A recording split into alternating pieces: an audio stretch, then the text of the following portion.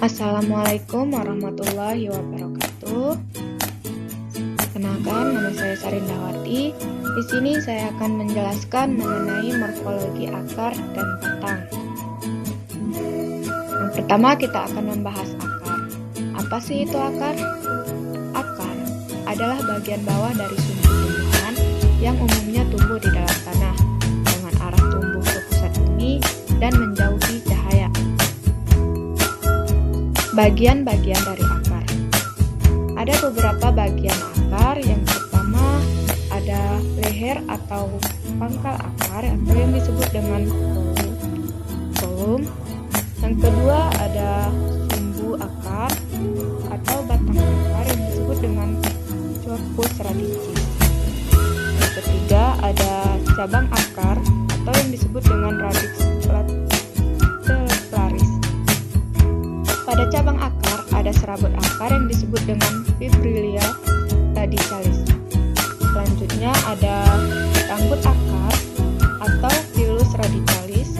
Rambut akar ini berfungsi untuk memperluas bidang penyerapan. Selanjutnya ada ujung akar atau apex radicalis yang terdiri dari jaringan yang masih muda yang terus mengalami pertumbuhan. Selanjutnya ada kaliptra atau tudung akar. Kaliptra ini berfungsi untuk melindungi bagian akar yang masih muda dan lemah. Lanjut, ada fungsi akar. Yang pertama sebagai fondasi berdirinya batang. Yang kedua, tempat menyerap air dan nutrisi yang terkandung di dalam tanah. Yang ketiga, tempat menyimpan makanan bagi pertanian. Lanjut, ada sifat akar. Sifat akar ini pada umumnya mengalami pertumbuhan dan perubahan ukuran secara bertahap. Ruang gerak proses pertumbuhannya selalu berkaitan dengan gravitasi bumi. Misalnya menuju pusat bumi akan dinamakan dengan geotrop, atau menuju air akan dinamakan dengan hidrotrop. Kondisi akar selalu berwarna merah, berwarna tanah, bahkan lebih pucat karena akar tidak mengalami fotosintesis. Bentuk ujung akar meruncing bertujuan untuk. Selanjutnya ada jenis akar. Jenis akar ini terbagi menjadi dua, yaitu ada akar tunggang dan akar serabut. Yang mana dapat kita ketahui bahwa akar tunggang ini biasanya terdapat pada tumbuhan dikotil, sementara akar serabut ini biasanya terdapat pada tumbuhan monokotil. Perbedaan antara keduanya adalah akar tunggang, akar primernya terlihat jelas, sedangkan pada akar serabut, akar primer hampir sama dengan akar liberalnya.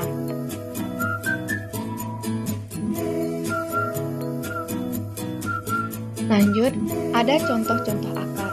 Yang pertama, contoh akar ada akar tunggang sedikit bercabang. Ada beberapa jenis akar tunggang sedikit bercabang. Yang pertama ada fusiformis atau bentuk tombak. Bentuk ini akarnya akar pangkal besar dan ujungnya meruncing. Contohnya ada wortel. Selanjutnya ada napiformis atau bentuk gasing. Pangkal akar besar membulat, cabang akar berupa serabut yang terdapat pada ujung akar yang sempit dan meruncing. Contohnya ada bengkoang. Selanjutnya ada filiformis atau bentuk benang. Akar tunggang kecil yang menyerupai serabut akar dan percabangannya sedikit. Contohnya rantok. Contoh akar yang kedua ada akar tunggang bercabang atau rhombus. Jenisnya ada Radix aureus atau akar udara. Akar ini keluar dari bagian-bagian tanaman yang terdapat di atas tanah, tergantung di udara. Selama menggantung, akar ini hanya dapat menyerap air dan zat gas dari udara. Mempunyai jaringan khusus untuk menimbun air yang disebut dengan filamen. Contohnya adalah anggrek kalajengking. Selanjutnya ada akar napas atau pneumatophora.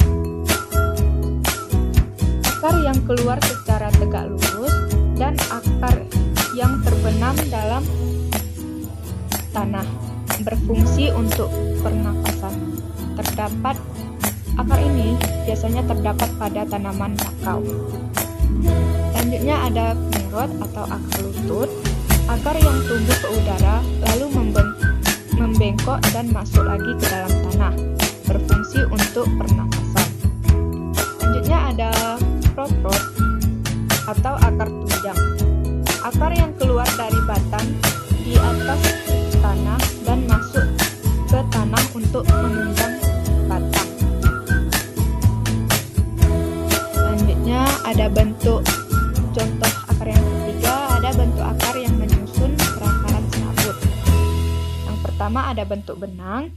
Sistem perakaran menyusun kecil-kecil dan halus seperti benang, contohnya padi.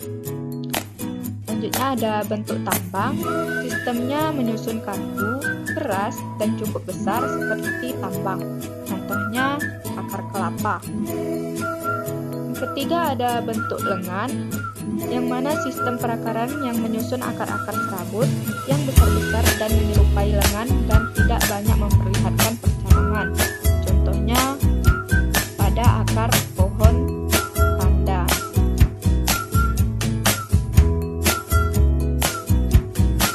Selanjutnya kita akan membahas mengenai morfologi batang. Definisinya, batang merupakan salah satu dari organ dasar tumbuhan berpembuluh. Batang adalah sumbu tumbuhan, tempat semua organ lain bertumbuh dan tumbuh seperti daun, bunga, dan buah. Struktur batang. Batang pada umumnya berbentuk silindris atau bulat atau berbentuk lain, dapat bercabang-cabang dan memiliki ruas-ruas yang disebut dengan internode, yang dibatasi oleh buku-buku yang disebut dengan node. Percabangan batang yang dijadikan sebagai dudukan daun disebut dengan tangkai daun atau petiole. Sifat batang. Batang berbentuk bulat, dapat pula berbentuk segitiga atau segi empat lainnya, namun selalu bersifat aktinomorf atau simetris banyak. Tumbuh ke atas menuju cahaya bersifat autotrof maupun heliotrof.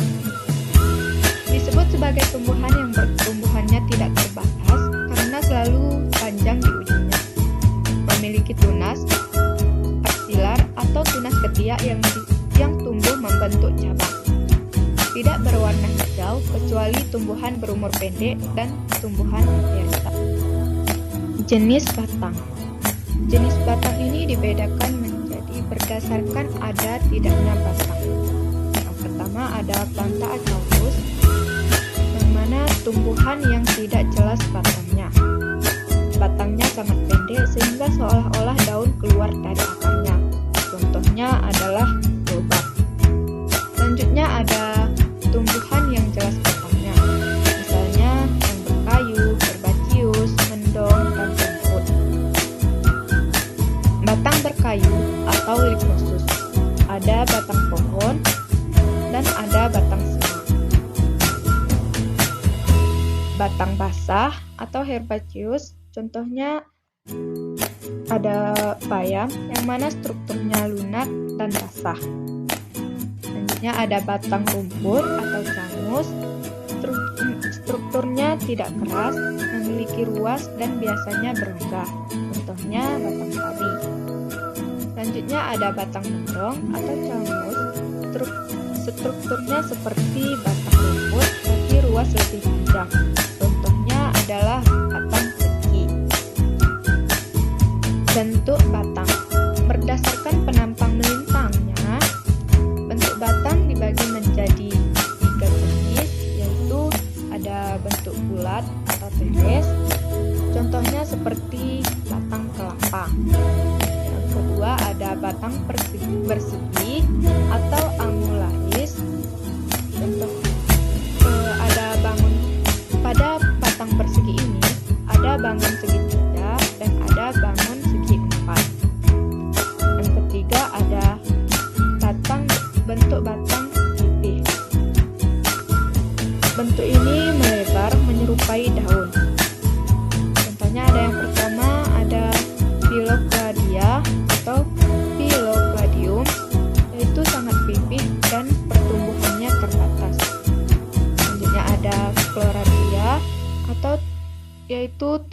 terus dan selalu bercabang. Struktur permukaan batang. Ada berambut atau pilosus, contohnya adalah tembakau. Ada berduri atau spinosus, contohnya adalah mawar.